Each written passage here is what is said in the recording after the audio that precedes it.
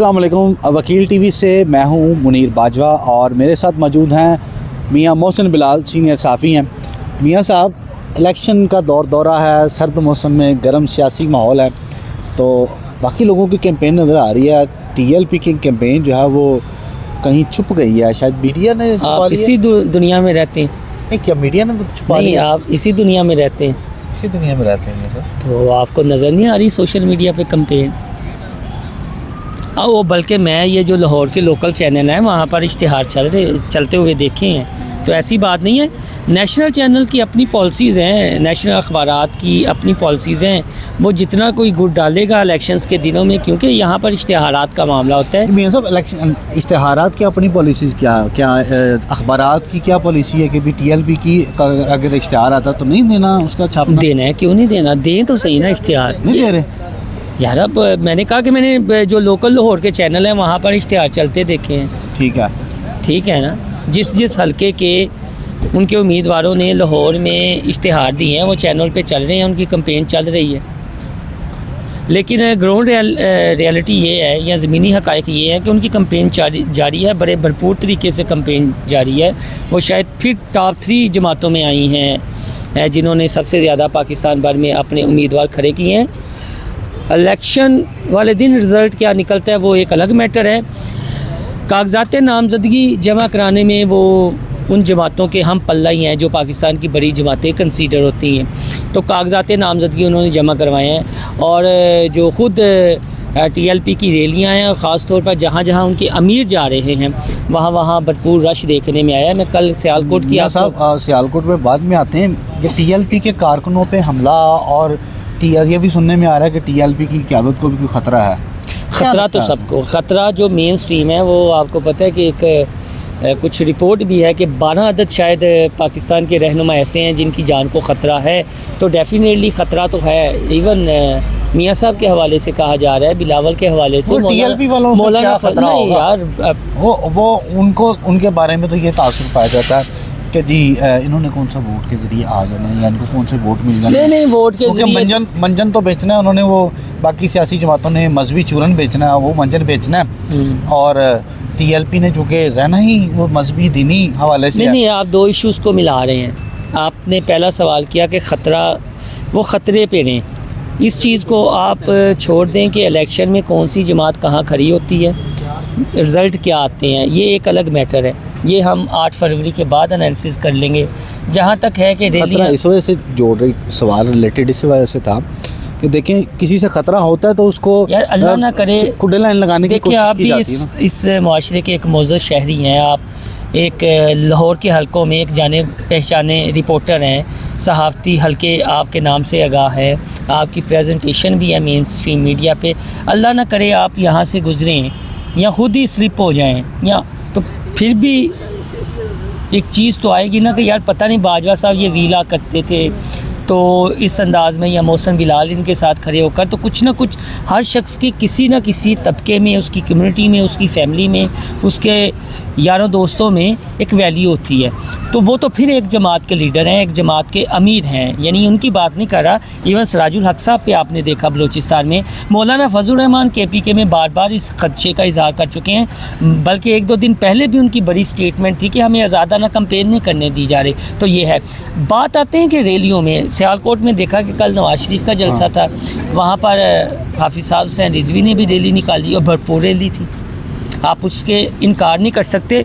बड़े सीनियर सहाफ़ी हैं नुसरत जवेद, आप हर किसी को इख्तलाफ का भी हक़ है।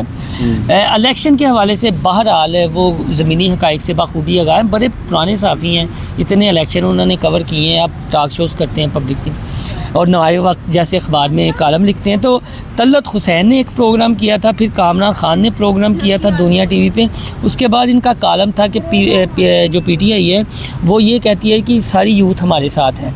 लेकिन अगर सोशल मीडिया के तनाजुर में आप देखें या ओवरऑल गली मोहल्लों में देखें, तो एक होती है कि एलीट यूथ किसके साथ है, एक है कि मिडिल क्लास की यूथ किसके साथ है, एक है कि लोअर क्लास मिडिल क्लास की यूथ किसके साथ है। और हमारे यहाँ पर एक बहुत बड़ा मजहबी तबका है इस मुल्क में। अब उससे वाबस्ता जो यूथ है आप डेफिनेटली देखें तो उसमें इस वक्त TLP सबसे बड़ी जमात है जिसके साथ यूथ वाबस्ता है। यूथ की बात कर रहे हैं, नून लीग कहते हैं यूथ हमारे साथ तासुर यही है, तासुर यही मिलता है जब भी आप इलेक्शन की बात करते हैं ना, तो तासुर यही मिलता है कि यूथ जो है ना वो PTI के साथ है। अगर 40 साल से ऊपर के लोग हैं तो वो नून लीग के साथ है।